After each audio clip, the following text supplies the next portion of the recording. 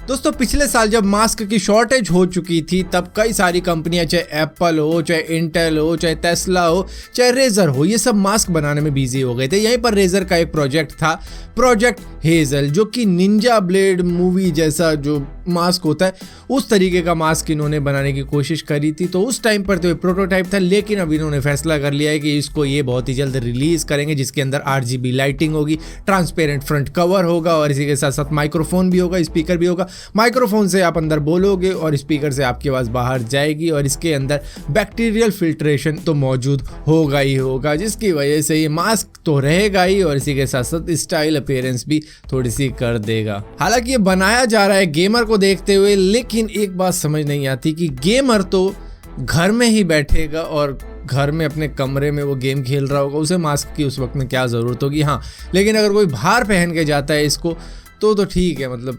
कई सारी जैसी कंट्री होती है, जैसे जापान हो गई,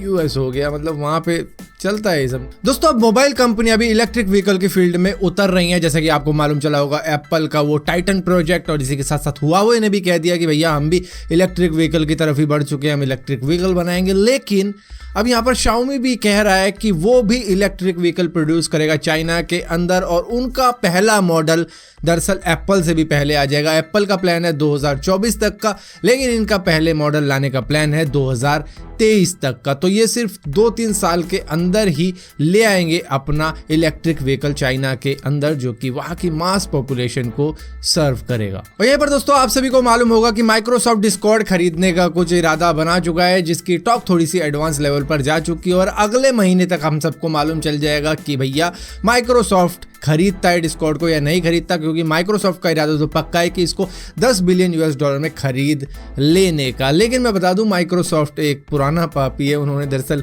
स्काइप को बर्बाद कर दिया, इसी तरीके से अपना विंडोज़ का फ़ोन लाए थे, वो भी नहीं चला। तो इनका जो मतलब शनि है वो शायद डिस्कॉर्ड पे भी आ सकता है और शायद हमें डिस्कॉर्ड भी जाता दिखे। हालांकि डिस्कॉर्ड को काफ़ी ज़्यादा लोग प्यार करते हैं,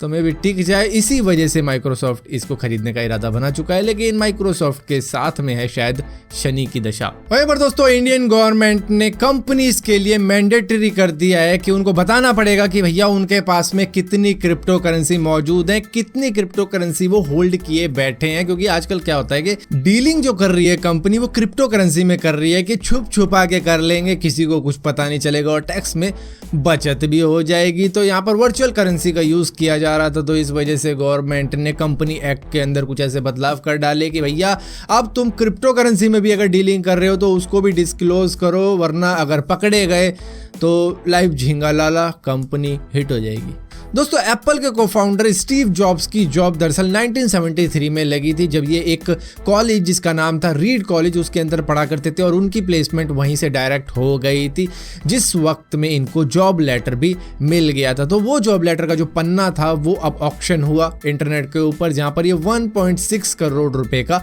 बिक चुका है। हालांकि ये NFT के ऊपर नहीं बिका है, ये नॉर्मल ऑक्शन जो होते हैं वहां पर बिका है, किसी कलेक्टर ने इसको खरीद लिया है अपनी कलेक्शन में जोड़ने के लिए। और यहाँ पर दोस्तों इस संडे को आपको चांद काफी ज्यादा बड़ा देखने को मिल सकता है, जिसको सुपर मून कहा जाता है, लेकिन इस बार इसका नाम रखा गया है सुपर वर्म मून। दरअसल वहां पर अमेरिकन जो होते हैं लोग, उन्होंने अपना कुछ नाम रख दिया है इसका कुछ ऐसे, क्योंकि